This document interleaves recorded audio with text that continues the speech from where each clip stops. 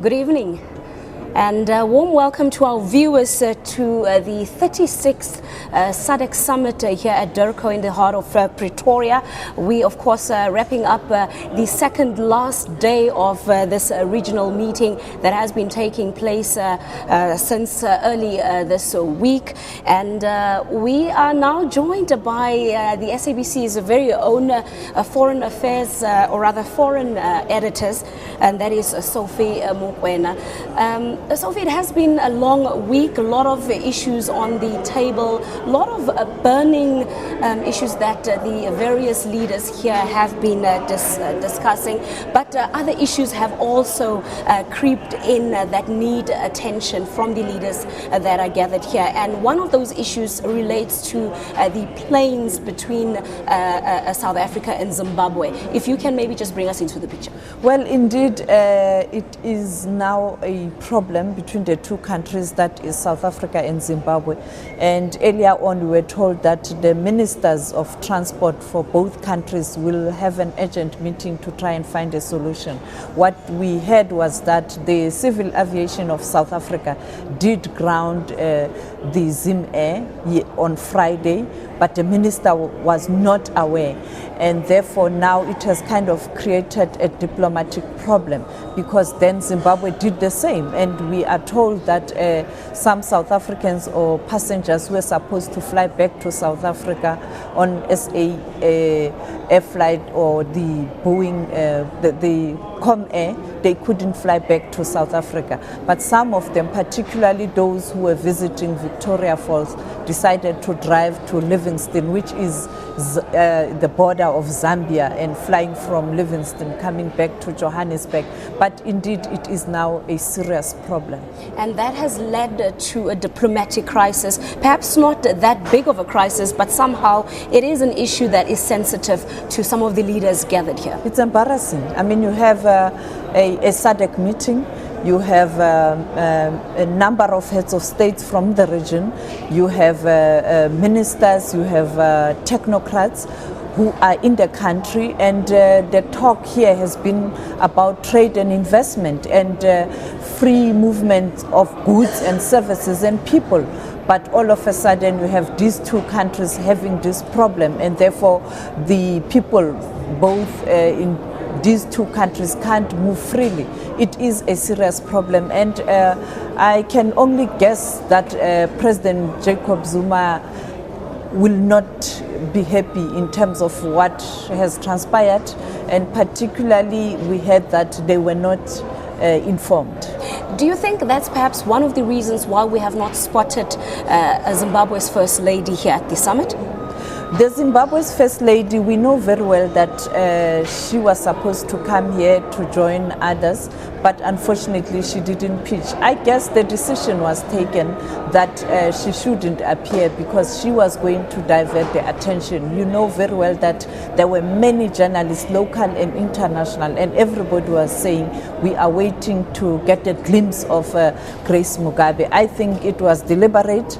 I don't know from who, whether the organizers of the summit or Zimbabwe, taking a decision that she shouldn't appear, because indeed she was going to be a big story.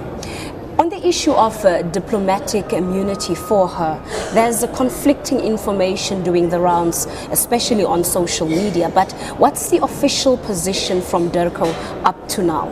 I don't envy South Africa.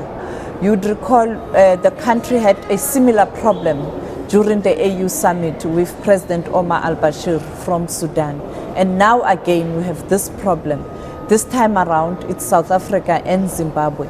And unfortunately, somebody will be happy and somebody will not be happy at the end of the day or very soon, because South Africa finds itself in a very difficult situation. You have people who are saying we have rules in this country, the laws of the country must be respected. The issues of human rights must be respected. You saw the protest outside, people very vocal, demanding that she must perhaps appear in court and be charged. On the other hand, diplomatically, it's not going to be very easy for South Africa. It is indeed a very, very big problem politically, because you have to arrest a first lady of a sitting head of state.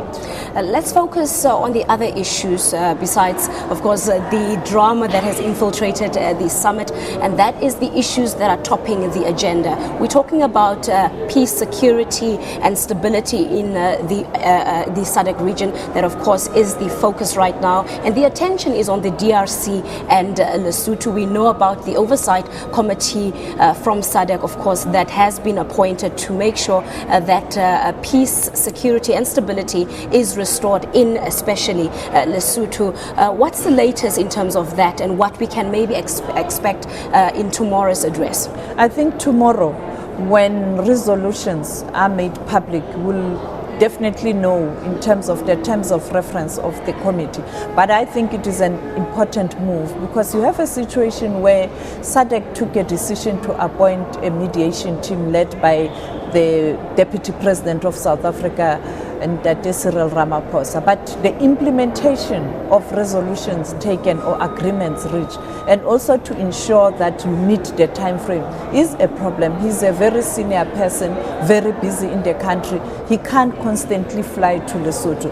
Now, when you have this committee of technocrats, they can spend a better time in Lesotho to ensure the implementation, and I think that was a good move.